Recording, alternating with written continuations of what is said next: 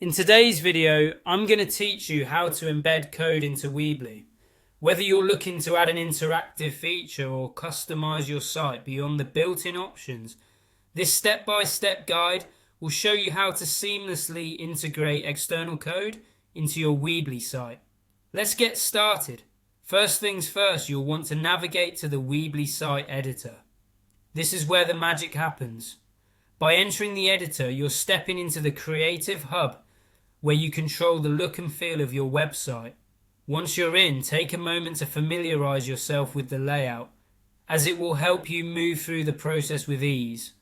Now, focus your attention on the left sidebar of the editor and locate the option to show all elements. By clicking this, you'll unlock a full suite of tools and options available to you for building or tweaking your site.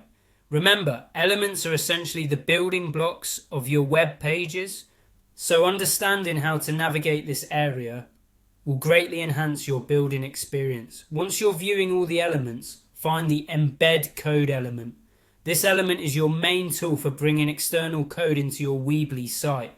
Click on it and then drag it over to your desired location on the web page, where you want your new feature or customization to appear. This process is quite intuitive, just like dragging and dropping files on your computer. The element serves as a placeholder, indicating where exactly your code will be embedded. With the Embed code element now sitting on your page, the next step is to interact with it. Click on this box to proceed. A blue border should appear, indicating that the element is active and awaiting input. It's time to dive into the editing. You'll see an option to edit custom HTML. Click on this and a small window will open, allowing you to enter your own HTML or JavaScript code. This is the moment you've been preparing for. The opportunity to implement custom features tailored to your needs. Whether it's a fancy widget, interactive form, or custom styling, this is the stage where you can input or paste your desired code. Make sure to double check your code for errors before proceeding, as any issues in your code can affect the display and functionality on the live site.